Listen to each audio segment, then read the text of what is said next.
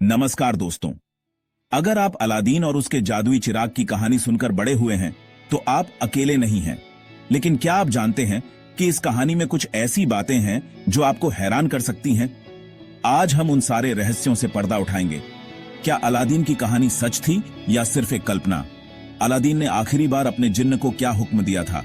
और सबसे चौंकाने वाली बात, 2.5 करोड़ का एक ऐसा कांड जो अलादीन के नाम पर हुआ था। अलादीन और उसके जादुई चिराग की कहानी, जिसे हम सब ने देखा और पसंद किया, वो असल में करीब 300 साल पुरानी है। कुछ लोग मानते हैं कि यह सिर्फ एक कहानी थी जिसे लिखा गया था, लेकिन कुछ ऐसे भी हैं जो मानते हैं कि यह एक सच्ची घटना थी जिसे याद रखने के लिए किताब में दर्ज किया गया। तो अलादीन ने अपनी मौत से पहले अपने जिन्न को क्या आखिरी हुक्म दिया था? उसने कहा, ए मेरे जिन्न, उस जगह दफन हो जा जो तुझे चाहता हो, पाना चाहता हो।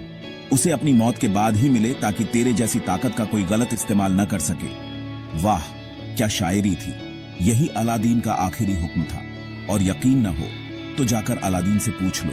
जब हम जिन्न शब्द सुनते हैं तो हमारे दिमाग में अलादीन का जादुई चिराग आता है।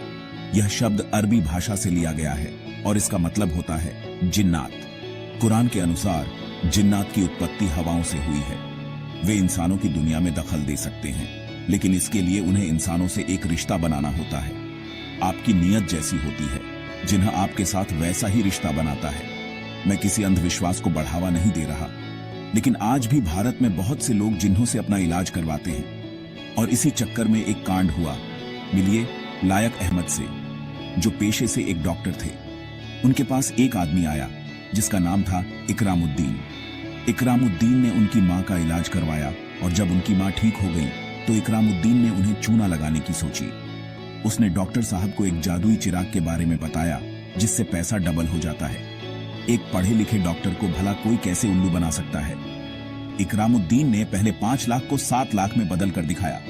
यह देखकर डॉक्टर अहमद फंस गए। उन्होंने इकरामुद्दीन को 2.5 करोड़ रुपए दे दिए। और बस फिर क्या था? इकरामुद्दीन गायब हो गया, बिल्कुल वैसे ही जैसे आज अलादीन का चिराग गायब है। यह घटना 2020 की है जो मेरठ में हुई थी। बाद में पुलिस ने इकरामुद्दीन को पकड़ा और पता चला कि उसने बहुत से लोगों को इस तरह के जादुई चिराग के नाम पर लूटा था। तो क्या यह कहानी सच थी? इसका कोई सबूत नहीं है।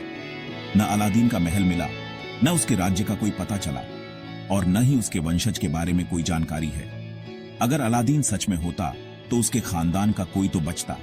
दूसरी बात, अलादीन ने अपने चिराग को मरने से पहले गायब होने के लिए क्यों कहा?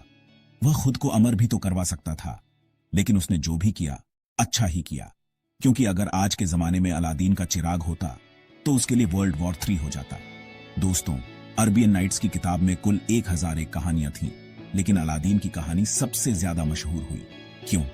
क्योंकि यह वह बताती है जिस पर इंसान विश्वास करना चाहता है। इंसान चाहता है कि उसे कोई ऐसी जादू की छड़ी मिल जाए जिससे वह रातों रात करोड़पति बन जाए। लेकिन मैं आपको बता दूं, ऐसी कोई जादू की छड़ी नहीं है। ऊपर वाले ने एक जादुई शक्ति हर इंसान को दी है। असली शक्ति आपके अंदर है। आप जो चाहो, जो ठान लो, वो कर सकते हो और उसे पा सकते हो। तो दोस्तों, चिराग को घिसने के बजाय इस वीडियो के लाइक बटन को घिसो और सब्सक्राइब के बटन पर क्लिक करो। जल्दी से 1 मिलियन सब्सक्राइबर्स पूरे करवा दो। मेरे पास चिराग तो है नहीं कि बोल दूं 1 मिलियन हो जाओ। तो मिलते हैं अगले वीडियो में। जय हिंद।